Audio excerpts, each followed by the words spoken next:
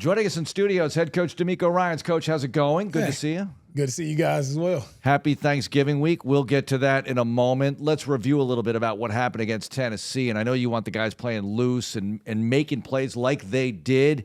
How do you balance that out with trying to correct some of the mistakes at the same time, but keep that big play-making ability? Yeah, we had a lot of explosive plays being made. I mean, no bigger Damian opening the game with a big return, what we wanted to do in the return game. We knew it was there for us. So for him to get the explosive, Cade to get the touchdown, what a way to open the game. Yeah. There are a lot more explosive plays that we made with Nico, with Tank. Like, we have the explosive playmakers, right? Mm-hmm. We can protect it and give us the opportunity to have those plays, but we just have to make sure we clean up all the things in between. Mm-hmm. And all of those things, when it comes to the mistakes and things that happen for us, is all things that we can control. And I'm encouraged by when I watch the tape and showing our guys, like, man, everything that happened that was a negative, it was something that we did to ourselves. It wasn't anything, no slight to the Titans. They did a good job of finishing and winning the game, but a lot of the things we can control, we can clean up, and we have to clean that up moving forward. And I'm excited to see our guys, take ownership of it and make it happen in Jacksonville. Coach Danielle Hunter, the last two games, 5 sacks, 8 TFLs, maybe so, something along those lines. It's been an unbelievable performance, what he's given you off the edge. When you went back and watched the film, was it as dominant on film as it looked from what we were watching it live? Did it look that dominant the way he played yesterday? This was Danielle's best game he's had thus far this year. It was extremely dominant, and that's what I would love to be highlighting. Yeah, right. Today is just the performance that he had, like the rushes that he had. Not only the rushes, everybody sees the sacks and those things that happen, but and the way he played in the run game, the way his effort to the football, it was just a phenomenal effort by him, phenomenal game by him. Would love to be giving him a game ball right now for what he did, but he continues to wreak havoc for us, and just, man, so excited to have him on our side. Such a great signing for us, and he's shown up and proven to be that impact player that we knew he was. Along those lines, Coach, how are you seeing teams start to adjust for him? Because obviously you've got other guys that can get to the quarterback as well from a lot of different spots. But how are you seeing teams change? Okay, that's 55. Okay, we got to do some different things to maybe account for him. Well, we try to move those guys around a lot. We try to move Danielle and Will to different sides. But what you see teams do is they'll try to get a tight end or running back in, and they'll try to, what we call, chip them. Yep. So they'll try to give them a shot in the chest to slow them down a little bit. But even sometimes on the chips, we kind of convert those chips into a game on the inside, and Danielle and Will have been doing a really good job of not allowing the chip just to stall their rush, but they're still continuing to press forward and get after the quarterback, even though we're seeing a lot more chips than we've seen earlier in the year. Yeah. You're able to get all those sacks, Coach, but I know you want to do a better job against the run by and large. So what were some of the difficulties you were having in that aspect? Yeah, in the run game where, Pollard got out on us, a lot of the runs were on the perimeter where we have to set the edge much better. And a lot of those runs, they did a good job schematically pinning our defensive end, and now they're getting offensive linemen out on our corner. And the corner has to step up, even though it's a bigger body guy. You still have to step up and just keep your outside arm free and turn the ball back inside to the rest of the other 10 defenders. And so we got a couple runs out like that, and a couple of the inside runs we just didn't tackle well. One, we were backed up. We had Pollard, tackle behind the line of scrimmage, and felt like there was just a little let up where somebody else thought he was down, or you thought the other guy made the play. But as I try to teach our guys, you always have to finish. Like, you make sure you wrap up, secure the tackle, and make sure we finish him. So some missed tackles there that we can clean up, and some perimeter runs where he got the edge on us. Coach, I don't know if what I'm about to say is a good thing or a bad thing, but I'll let you kind of run with it. Will Levis threw for 278 yards yesterday. 198 of those yards came on 4 pass plays. So he had those 4 completions, and you gave up some big pass plays, but basically the rest of the game he had 80 yards passing. How do you kind of look at something like that where he did get some explosive plays, but basically everything else with the rush and with some of the coverage, you're ever really hold him to 80 yards if you don't have those plays? Fortunately, he did have those plays. Yeah, he did have those plays, and I give credit to Levis. That was his strong suit of throwing the ball deep, and our guys knew that going into the game, but we give up one touchdown there once they cross midfield. I mean, we got a guy running free. Our coverage isn't right. We're not deep enough on the inside, and the guy is free on our safety. And another one on third down, we get him in the third and long situation. And, there's Ridley running across the field. Like the rush there, that was the one play our rush wasn't as effective. Like probably one of our worst rushes of the game from a D-line perspective. Gave Levis a little bit more time. He puts the ball in the air, and we're not deep enough at the safety position, allow him to get a big play. Yeah. So, most of those plays, I try to give them credit, but a lot of those are things where we just have to be in better position, and we have to be able to make the play when the ball is in the air. You mentioned opening the game with the big kickoff return. Then you find Stover right away in the end zone. Great to see the rookie get his first career touchdown and all of that. Great start to that game. And CJ made numerous other good throws in the game, but sometimes, obviously, it wasn't there as far as was it pass protection or just the opportunities didn't present themselves in the passing game to score as much as you wanted to? Yeah, we had a lot of opportunities. And, when it came down to it in the passing game, like there were some misses that we would like to have back. A couple, like the third down miss, the 2 turnovers. Like we would like to have those throws back. Those are throws I know, and I told CJ today, I trust that he'll make those throws 100% of the time. I'll put him back in the same situation again, and I know he'll make those throws because I believe in who he is as a person, and I believe in the talent that he has as a quarterback leading our team. So some unfortunate mistakes that happened there with the ball placement. But, for us, and I tell CJ, you keep going, right? You keep going after it. You keep punching, keep playing aggressive, and we'll make those throws. I thought the O-line did a good job of protecting. For the most part, we had a couple, miscues there. We got beat, but for the most part, we held up in protection, and we had time.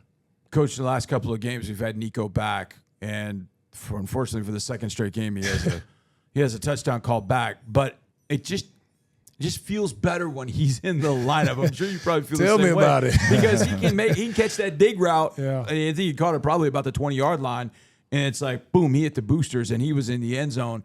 And also you got the lead. Of course, there was a penalty on that play. But what is he giving your offense being back? Not just the numbers, but just being out there and the threat that he possesses against the defense. Yeah, he's going to garner the attention of 2 guys. They have to make sure they account for Nico. Man, and people fall asleep on how fast Nico is. Like he's a big receiver, big target, but man, he has some wheels, so he can roll. And there's just having that threat of the deep playability. It opens up a lot of the intermediate throws in the middle of the field that we're able to connect on. Like we caught one with Tank going across the middle.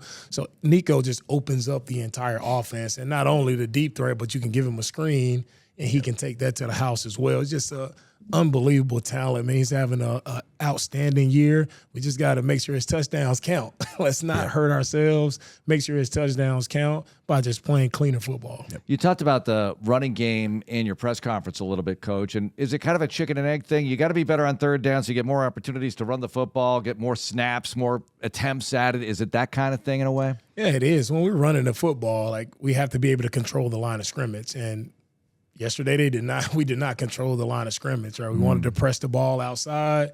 We didn't handle the edges well enough to get the ball outside. So you saw Joe putting a foot in the ground and cutting back. Well, we're cutting back right into the teeth of their defense, into the strong part of their defense where both of their D tackles are. So, we're not going to have a lot running versus those 2 guys. So we just didn't execute on the edge the proper way, and we didn't stay on the second level well enough. We didn't sustain our blocks, and now you end up you're second and long, right? You're third and long, and now you're fighting that uphill battle again because now you have to run deeper routes. You have to protect a little bit longer, and now they're able to put more guys in coverage, and it's hard to win those down. So we got to be able to stay in third and manageable or stay out of third down. That's where I want to be, staying out of third down and, getting those more positive plays on first down. But too many times yesterday where we go out, we have a big play, we have a positive throw completion on first down, and we turn around and we're going backwards. So we just have to eliminate the backward plays. Coach, we talk about this all the time, the 24-hour rule, dealing with wins. Hey, you got 24 hours. And you also talk about it with losses. But in a loss, and we've gotten to know you, or Mark's known you for a little bit longer than I have, but I've gotten to know you. I know that the game, you're always thinking about it. How tough is it to actually apply the 24-hour rule and really let it go before you move on and get ready for the Jacksonville Jaguars? How tough is it to really, is it really 24 hours? Do you have to say, okay, I got to get my mind on something else. I got to do something else. So I've got this one behind me. How tough is it to kind of apply that rule for yourself? Oh, this is extremely tough, and I'm not letting this one go. This will be a week-long one that I make sure we all remember. And so, we gotta change. We gotta play better. Right. So this one is gonna sit with me all week until we get the opportunity to go out and compete again versus the Jaguars. So I want this to sit. I want this to sting all week for our guys, and I want everybody to feel. I know that's how I'm going to be feeling all week until we are able to go and change it. Yeah, it's the second time you face them, and they're coming off the bye. What about that aspect of it? A team coming off a bye because they do self-scout or whatever else they do. I know they can't go wholesale different, but there are going to be some wrinkles maybe. How do you look at that kind of thing? For sure. Coming off a bye, you do have the advantage. Being the team that's on the bye, you have an advantage to look at yourself, see kind of like you say, self-scout to see things where you can improve, things you can change. And they had a little extra time to watch us, right? And so a little extra time to scout us and see where we're weak, what areas they can try to attack us in. So you really have to be on it. Nothing different for us to do. We just got to go out and execute. But for them, they may have some more wrinkles. But I always believe in if we play our rules the proper way, if we execute and we're on the details how we're supposed to be on the details, and it really doesn't matter how much they've studied or how much they watch, they still have to cover 12. And and that's always a difficult matchup no matter what adjustments you make. So faced him earlier. Now you face him again. Trevor Lawrence hasn't played for a few weeks. I know we talked about it when we faced him the first time and what type of quarterback he is. Now he's been out for a few weeks, and we really don't know if he's going to play or not. He's dealing with the shoulder issue. What are your thoughts about facing potentially Lawrence, but then getting ready for Mac Jones, potentially a quarterback as well? Yeah, for me, as I go in, we're prepared for Trevor. We'll see how the reports go throughout the week, see if he's playing or not. But we have to look at both guys, right? Be ready for Mac and be ready for Trevor. But to me, it's this week, man, I'm not even – that's not even the word. It's not even my focal point is who's playing quarterback for Jacksonville. My focal point will be strictly on, the Texans. You talked about this in your press conference, and I know we've talked about this before, and you talk about defensively in particular. If we play the defense the way it's supposed to be played, we've got answers to the test. How important is it for you as a coaching staff to make sure players understand that, hey, look, there are answers right there. Just apply them properly. I mean, obviously that's the heart of coaching, but then you get this late in the season, bodies are fatigued a little bit, mentally fatigued. How do you make sure that they do run the defense in particular the way you want it? And that's the thing. You have to overcome that mental fatigue of you're doing the same thing. It kind of get monotonous over and over again, and I get a little relaxed in this area, and I decide to, let's say, jump a route when I shouldn't be jumping a route, or I decide to not get as much depth when I should be deep. And those just come back to bite you. It's nothing that I always look at. It's nothing that the offense did because, we understand the issues and the plays that people will run versus our scheme. A lot of times we see a lot of repeat plays. So there are other teams that hit plays on us. We'll see those plays again. We call it, copycat offenses. They'll try to run the same thing because structurally we're not changing defensively.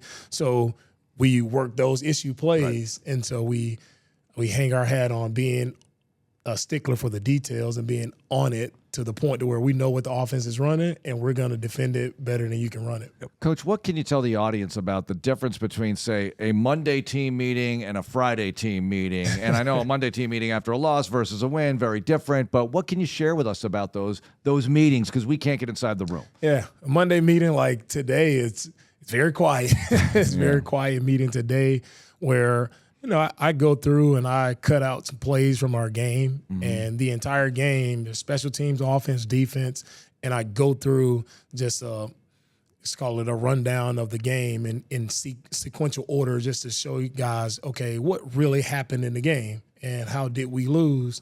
So I just go play by play, highlighting the good things that happened and also highlighting the bad things. Like, hey, if we were just on this small detail, could have been, I don't know, potential touchdown for us, right? Or this could have been a potential takeaway for us. So I go through and highlight that. Today I probably had about 50 or 60 plays, a little long-winded in there today, and the guys had to sit through it or suffer through it, however you look at it.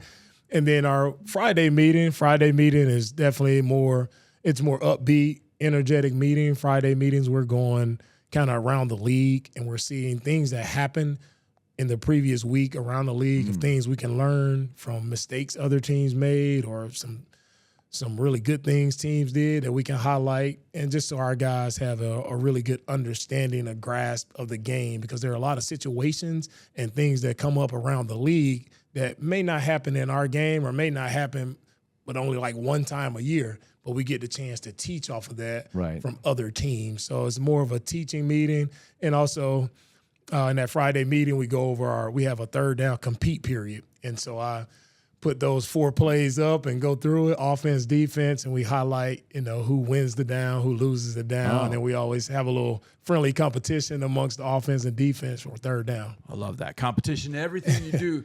When you were a player and you knew you were having one of those Monday meetings where you knew coach was bringing 45 to 50 plays to show you, was that one of those where you're like, man, I hope he missed that third down that I missed? Did you ever have that kind of thought, like, man, I blew that third down. I hope he doesn't have to. Oh, there it is. Oh, dang. Oh, for sure. Your head's down a little bit, like, hurry up and get past that play as quickly as possible.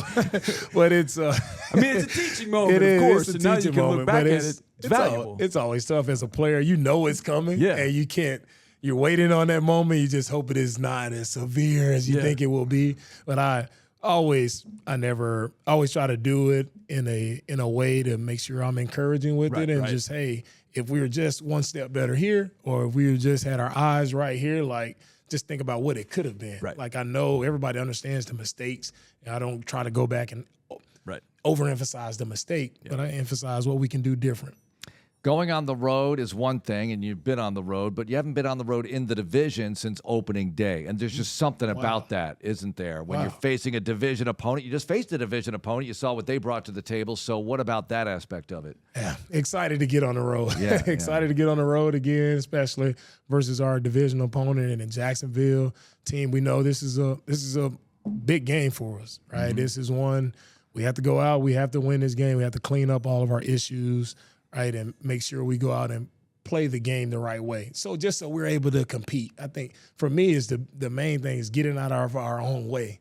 And let's go and compete, and may the best man win, but let's go out and play Texans brand of football that's operating with precision, effort, and physicality, right? If we do that, that travels on the road, right? One thing I know going on the road, we've ran the ball well for whatever reason it's been. We ran the ball well on the road. So hopefully that shows up. You have to be able to travel with the run game. So let's play well in the run game. Let's play good defense, and let's make this a win for the Texans. And we're back outside on grass, which is something we don't do that's often. rare, huh? I know, it's really rare in the NFL now. Coach, you mentioned in your press conference, earlier in the game, we lost Jalen Petrie. What is lost with Jalen, and how do you go about replacing all the different things he did for you? Yeah, Jalen will be out for a couple weeks with a shoulder injury. Man, it's a gut punch to me. He's a guy that he did so much for me defensively, and what I was able to call, what I was able to do, just with the different things that he was able to do, whether it's blitzing or covering, like fitting in the run, like being a nickel and being able to fit in the run fit. The way he fits in the run fit is just you don't see that much. Most people are trying to keep him out of the run fit, but I'm trying to get Jalen into the action as much as possible. He's just been such a dynamic playmaker for us all throughout the year. So we had to pick up the slack there. It's going to be tough. That's because how active he was, and just how instrumental he was to just how our scheme started to shift and change throughout the year. So we'll pick it up. We'll pick it up and try to hold it down for him as long as he needs to be out. But, man, praying for Jalen to have a speedy recovery. So somebody's going to have to step up. And you have this a lot where you have to either elevate a guy from the practice squad or dress a guy who might not normally dress or hasn't dressed that often. How do you deal with those guys, what do you say to them? Because a guy might be disappointed he's not playing this week, but he's got to be ready because he might play next week. A guy on the practice squad could be elevated. Tommy Togiai has a sack in the game against the Titans. Right. How do you address those guys? Yeah, how I address them is everybody has to be ready. Like I always tell our guys, practice squad, you're not just a practice player. Like you're one play away from being in and playing, just like Tommy was, and Tommy has been playing really good for us, right? And is you can never relax. And that's the main message to all of our guys. You can never relax because it may just be your moment. And you won't know if you're ready for that moment until you get thrust into the moment and the bright lights are on. But it's not, I mean, I always try to let our guys know, like any given moment, everybody prepares like you're a starter because you are a starter. And our guys have taken that mindset and that role.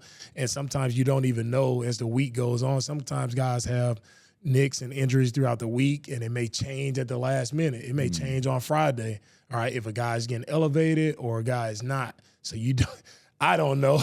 They don't know, so we don't have time to like worry about, are you ready? Did you prepare all week? No, you're taking the same notes in the meeting just as if you were a starter, and we'll see on Saturday sometimes the guy, hey, we got to elevate this guy on Saturday. Is he ready to go? Get on the plane. Get on the plane. Let's go. Coach, we've reached now one of, I don't know, it can be a magical time of year. It can also be a difficult time of year because it's the holiday season. Thanksgiving is this week. Some great holidays are happening over the next how many ever weeks. Well, we also got a job to do. You got to go out there and play football. You got to coach. We got to do our jobs. How tough does this time of year become because of the holidays and families and all the different get-togethers and all that kind of stuff? Does that become more difficult, or do you kind of welcome the challenge in some respects? Yeah, it is difficult. I mean, to be honest, it is a difficult time because it's such a distraction, right? You have family in town or whatever the case. It's a distraction to guys because our week really doesn't change. It's just like we have another game to prepare for, and what I don't want our guys or coaches to get distracted with the holidays and try to make that bigger than it needs to be. Like the big game for us, the big holiday for us is next Sunday in Jacksonville. That's my holiday, and I want our guys to have that mindset to prepare the same way. Our preparation doesn't change. Like we'll adjust our schedule, of course. I'm not just oblivious to the fact that it's Thanksgiving. I want guys to spend that time with their families, right? So we'll cut our guys loose after practice, right, to give them the afternoon to hang with their families. But it's also like, don't overeat, don't stay up too late, like all those things. Like you still have to show up on Sunday. Your family's going back home wherever they come from out of town, and you got to go perform on Sunday at a high level. So don't overdo it on Thursday and allow that to affect you. All right, speaking of which, the Amegy Bank Ask Coach question of the week. Now, last year we asked you what your favorite dish was, which I forgot already, so I'm sorry about that. So refresh our memory. Favorite dish, Thanksgiving, probably sweet potato casserole. Okay, beautiful. But this year, we're going to ask you to replace turkey on the table. You're replacing the starting quarterback of Thanksgiving, turkey. What else would you serve other than turkey if you had to, Coach? If I had to replace the turkey, let's get some, I guess you go with the ham. You go with the honey baked ham. Yes. Or you go with some, man, I would love some jerk chicken. That would go really well. That would be awesome. Can we do that? I'd rather have that. I would rather have that every day of the week. Sounds awesome. Yeah. We're going barbecue? Yeah, well, I brisket, said brisket. That would get people excited. You can never go wrong with brisket. Can never go wrong, especially here in Texas. All right. Brisket every day of the week. Coach, thanks for the time. Good luck this week. Thank you, guys. Enjoyed it.